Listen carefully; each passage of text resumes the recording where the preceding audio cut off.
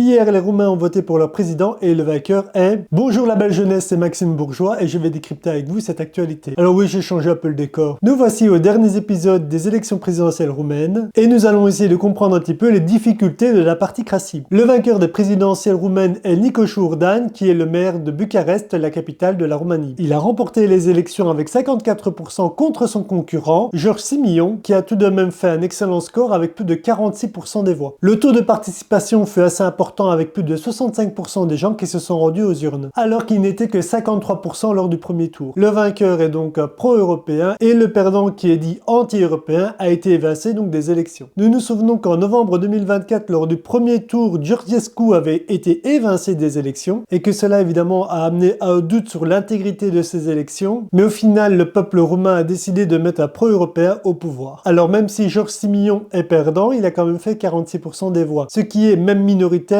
un très haut score. Le nouveau président dit qu'il va s'ouvrir encore plus à l'Europe, mais néanmoins il est intéressant de voir qu'il y a une opposition de plus en plus présente et forte contre cette politique européenne. L'un des grands défis de la Roumanie, c'est de garder sa population et surtout les jeunes. Si vous faites une recherche, vous constatez qu'il y a énormément d'émigration. Le pays est en train de perdre des millions d'habitants. La Roumanie forme ses jeunes et principalement ses jeunes en termes de langue. Et ceux-ci trouvent très facilement de l'emploi principalement en Europe de l'Ouest et ailleurs, et ne restent donc pas dans le pays. Le nouveau président va donc devoir faire attention parce que s'il demande plus d'Europe, alors qu'un nombre conséquent de plus en plus de personnes constatent que l'Europe est justement en train de siphonner toute sa jeune population, les pro-européens risquent de voir lors des prochaines élections présidentielles un refus catégorique de mettre un nouveau pro-européen comme président et de voir arriver au pouvoir un dit conservateur. Cette élection nous raconte que les ingérences des pays étrangers seront toujours inévitables, que même dans les pays européens dits démocratiques, vous avez un nombre de lobbies exceptionnels et que ceux-ci, les lobbies, arrivent à faire valoir leurs arguments et à faire passer des lois qui vont en leur faveur. Pouvons-nous appeler cela de l'ingérence? La réponse est oui. En Belgique aussi, nos partis politiques utilisent énormément les réseaux sociaux pour faire leur promotion. Ceux-ci ne sont absolument pas aux mains de l'État belge ou de collectifs citoyens belges, mais bien des groupes internationaux. Bref, avons-nous réellement la mainmise sur ces réseaux sociaux? La réponse est non. Donc nous savons qu'il y aura de toute façon de l'ingérence. C'est aux citoyens à s'armer, à comprendre ce qui est vrai du faux et à voter en son âme et conscience pour ce qui lui semble plus juste. Le problème majeur ici avec ces élections, c'est que comme il y a eu